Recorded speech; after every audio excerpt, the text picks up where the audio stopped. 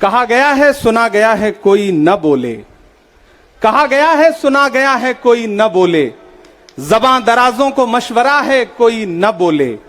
अजीब लुकनत पसंद हाकिम से वास्ता है, अजीब लुकनत पसंद हाकिम से वास्ता है, जो चाहता है जो सोचता है कोई न बोले। हमारी दाईं तरफ इस सदी का सबसे बड़ा फकीर सोया हुआ है।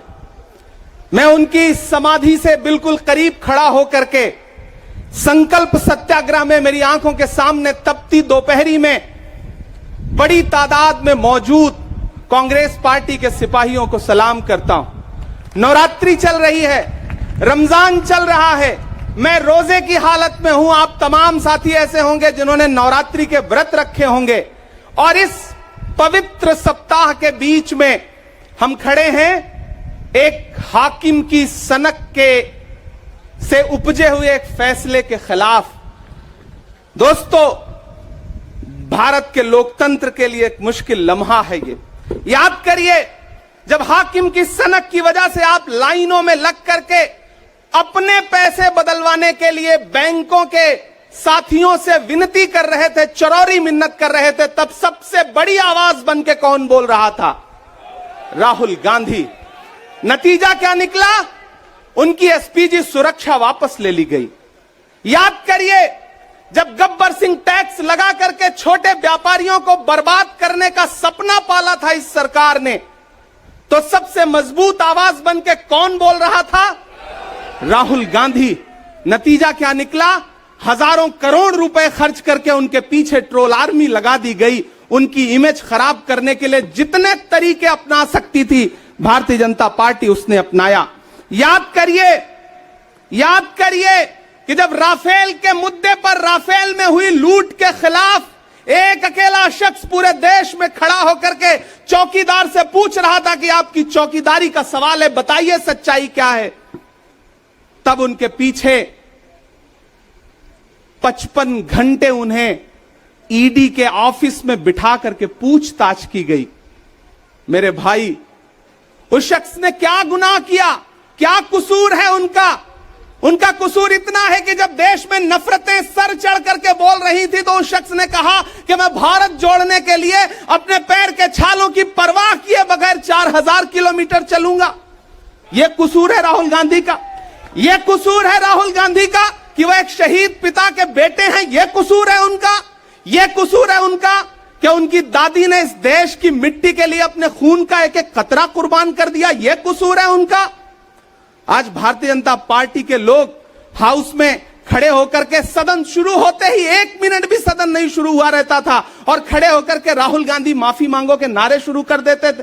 किस बात की माफी? क्योंकि वो भारत जोड़ रहे हैं, वो लोकतंत्र को बचाने की बात कर रहे हैं। अरे भाजपाइयों, माफी तो आपको मांगनी चाहिए। 15 लाख के झूठे जुमले के लिए माफी मांगो, बढ़ती हुई महंगाई के लिए माफी मांगो, अच्छे दिन के झूठे वादों के लिए माफी मांगो, लोकतंत्र को कुचलने के लिए माफी मांगो, महंगाई के खिलाफ माफी मांगो, 400 का सिलेंडर 1100 रुपए करने के लिए माफी मांगो, 58 रुपए का पेट्रोल 100 रुपए का करने के लिए माफी मांगो, हिंदू को मुसलमान से लड़ाने के लिए माफी मांगो, सिख को ईसाई से लड़ाने के लिए माफी मांगो। माफी तो तुम मांगो।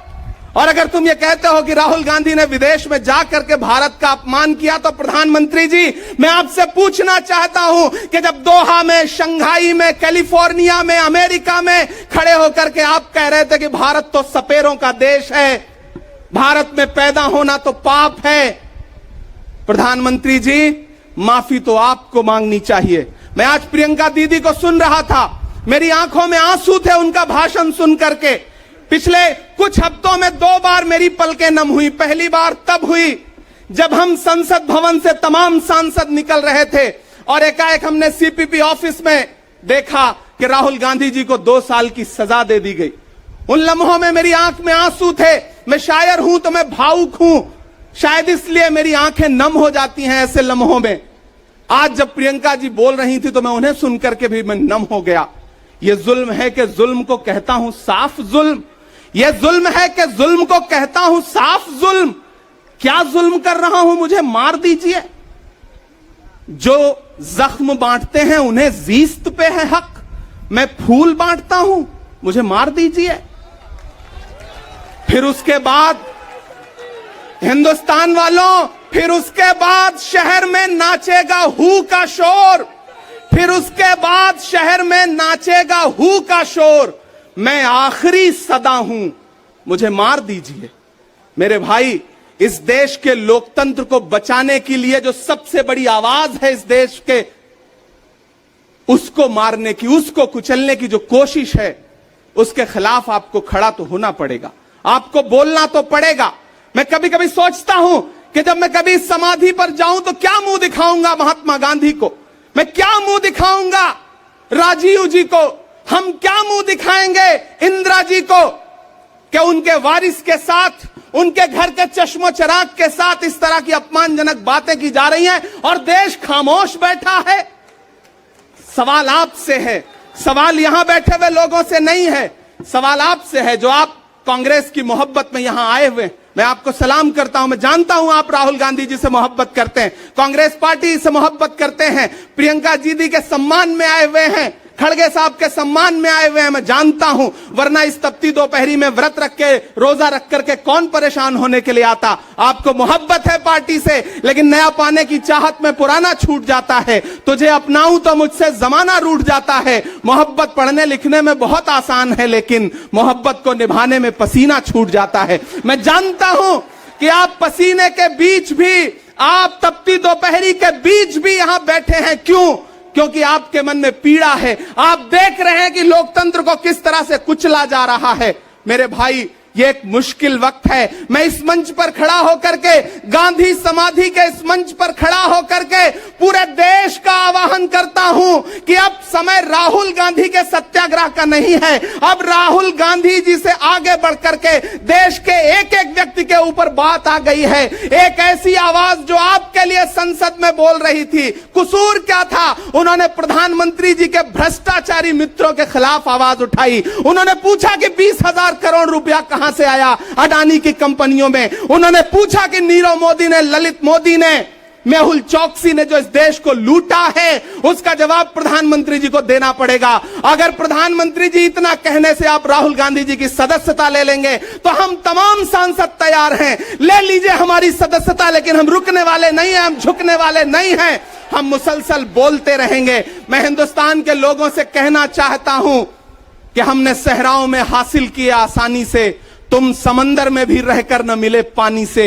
ये सियासत के दिए सबके हवाले न करो, मुल्क बिक जाता है एक शख्स की नादानी से। इस शख्स की नादानी से देश बिक रहा है, लोकतंत्र मटिया मेट हो रहा है, संविधान को कुचला जा रहा है। और वो आखिरी सदा जो 7 फरवरी को गूंजी थी पार्लियामेंट में, उसको भी खामोश करने के लिए उसे संसद से निकाल दिया गया है। मैं देश से कहना चाहता हूं कि उन्होंने राहुल गांधी जी को संसद से निकाल दिया है।